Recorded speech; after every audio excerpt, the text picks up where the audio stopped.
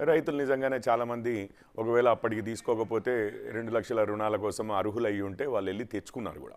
ఎవరెవరైతే వాళ్ళు రైతులు అనుకున్నారో వాళ్ళందరూ తెచ్చుకున్నారు. ఈరోజు వాళ్ళందరికీ తెలిసింది ఏంటంటే రేవంత్ రెడ్డి గారు రైతు అనంటే దాని మీనింగ్ ఏంటంటే, దాని అర్థం ఏంటంటే తెల్ల రేషన్ కార్డు ఉన్న రైతు కుటుంబం. పదాలు ఎక్కువ ఉంటాయి, తెల్ల రేషన్ కార్డు, రైతు కుటుంబం, 5 పదాలు ఎందుకు అని చెప్పి వారు రైతును వాడారు అని చెప్పి అది అనుకోవాల్సి వస్తుంది. ఈరోజు ప్రతి రైతుకి పంట రుణం మీద 2 లక్షలు ఇస్తా అన్నది ఈరోజు తెల్ల రేషన్ కార్డు ఉన్న రైతు కుటుంబం.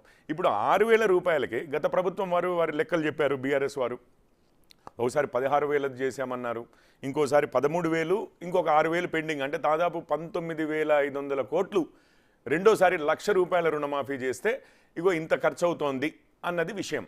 ఇప్పుడు ఈసారి మరి 6,000 రూపాయలకే 1,00,000 రూపాయల వరకు రుణమాఫీ అవుతోందంటే ఎట్లా అవుతోంది, ఏంటి లాజిక్ అనేది కొంచెం అది గవర్నమెంట్ వారు స్పష్టత ఇస్తే అర్థమవుతుంది. ఎందుకంటే ఇప్పుడు తెల్ల రేషన్ కార్డులు ఉండి అందులో కుటుంబానికి, రైతు కుటుంబానికి అని చెప్పి గత 10 సంవత్సరాలు రేషన్ కార్డులే రాలేదని చెప్పి కాంగ్రెస్ వారే అంతకుముందు నానా యాగి చేసి మేము చేశాం, వారు చేశారు, వారికి తెలిసిన విషయమే. ఇవన్నీ చూసుకుంటే 3ఇంతలకో 4ఇంతలకో తగ్గిపోయింది అన్నది మనకు క్లియర్గా కనిపిస్తుంది. లేకపోతే 1,00,000 వరకే రుణమాఫీ అన్నారనుకోండి, 6,000 కోట్లకి 1,00,000 వరకు రుణమాఫీ చేయగలిగే పరిస్థితి అయితే మన రాష్ట్రంలో అంతకుముందు ఎప్పుడూ లేదు. ఈరోజు ఉంది అని అంటే ఆ ఆంక్షల వల్లనే ఇది తగ్గాయి అనేది. సరే, ఒక 2 క్లారిఫికేషన్లు ఇచ్చారు ప్రభుత్వం వారు. రేవంత్ గారే డైరెక్ట్గా ఈ తెల్ల రేషన్ కార్డు కేవలం కుటుంబాని కోసం అని అన్నారు. సరే, ఇప్పుడు కుటుంబంలో ఎంతమంది ఉన్నా ఏం లేకపోయినా ఇప్పుడు రేషన్ కార్డు లేదనుకోండి, వాళ్ళ కుటుంబంలో ఎంతమంది ఉన్నారు అనేది ఆ రైతు ఎట్లా తేల్చాలి ఇప్పుడు గవర్నమెంట్కి? ఇంకొకటి ఏమైనా ఉందా? ఒకటి. రెండోది, మన కుటుంబ సర్వే, సమగ్ర కుటుంబ సర్వే డేటా అయితే ఉంది, అది కోర్టులలో ఆగింది, పబ్లిష్ చేయడానికి వీలు కాలేదు, కానీ అందరి సర్వే అయితే డేటా అయితే ఉంది. లేకపోతే రైతులకు రుణమాఫీ చేసినప్పుడు ఈ కండిషన్ పెట్టి ఒక అఫిడవిట్ తీసుకుని తర్వాత తెలిస్తే మాత్రం మీకు ఇంకో 10% ఫైన్ వేసి తీసుకుంటాము, వసూలు చేస్తాం.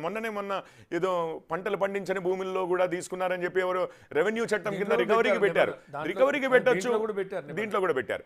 సో ఇప్పుడు అదంతా ఉన్నప్పుడు జాగ్రత్తలు ఉన్నప్పుడు ద్వారా రుణం పొంది, అంటే రుణమాఫీ పొందితే తిరిగి అది మరి తెల్ల రేషన్ కార్డు ఎక్కడి నుంచి వచ్చింది అనేది ఒకటండి. అది 6,000 కోట్లకే పడిపోవడం అనేది ఇక ఈ రెండింటినీ కలిపి చూస్తే ఏమైంది అని అంటే ఈ ఆంక్షల ద్వారా 4వ వంతు రైతులకు మాత్రమే, 3 నుంచి 4వ వంతు రైతులకు మాత్రమే వీళ్ళు 1,00,000 వరకు రుణమాఫీ చేస్తున్నారన్నట్టుగా కనిపిస్తుంది. ఒకటి. రెండవది ఏమంటున్నారంటే ఇప్పుడు రైతు అనంటే ఇప్పటి నుంచి తెల్ల రేషన్ కార్డు ఉన్న రైతు కుటుంబమే అయితే ఇక మరి రేపు రైతు భరోసా అన్నారు, అందులో కూడా రైతు అనే పదమే వాడారు. రైతుకి 15,000 ఎకరానికి అన్నారు. మరి అది కూడా తెల్ల రేషన్ కార్డు ఉన్న రైతు కుటుంబానికి మాత్రమే లిమిటెడా ఎకరానికి? దాని తర్వాత రైతు భరోసా తర్వాత ఇప్పుడు ఇంకొక ఇది కూడా ఉంది, ఏది? బోనస్ ఇస్తామన్నారు. అంతకుముందు సన్న బియ్యము, దొడ్డు బియ్యము అక్కడ ఒక ఆంక్ష పడేశారు. నిన్ననే ఈటల రాజేందర్ గారు ప్రెస్ కాన్ఫరెన్స్లో ఎక్స్ప్లెయిన్ చేశారు. రెండో పంటకైతే అసలు మొత్తం దొడ్డు బియ్యమే వస్తుంది, 90%, సన్న బియ్యం రాదు.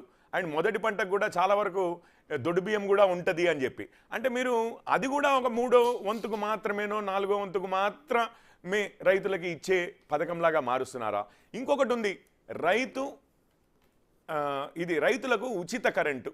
ఈ ఉచిత కరెంటు కూడా మీరు రైతు అనంటే తెల్ల రేషన్ కార్డు ఉన్న రైతు కుటుంబమేనా? మరి దాని మీద కూడా ఆంక్షలు పెట్టి ఇప్పుడు ఇదే డెఫినిషన్ని రైతు అనే దానికి ఒక పదానికి ఒక నిర్వచనం ఇచ్చినప్పుడు ఆ నిర్వచనం ప్రకారమే మిగిలినవన్నీ మీ 6 గ్యారంటీల్లో ఉన్నాయో లేకపోతే 13 హామీల్లో ఉన్నాయో అవన్నీ కూడా ఈ నిర్వచనం ప్రకారమే చేస్తే ఇప్పుడు వచ్చేవి కూడా కోతలు ఏర్పడతాయి కదా. అసలు ప్రభుత్వము రైతు అన్నదానికి ఈ కొత్త డెఫినిషన్ని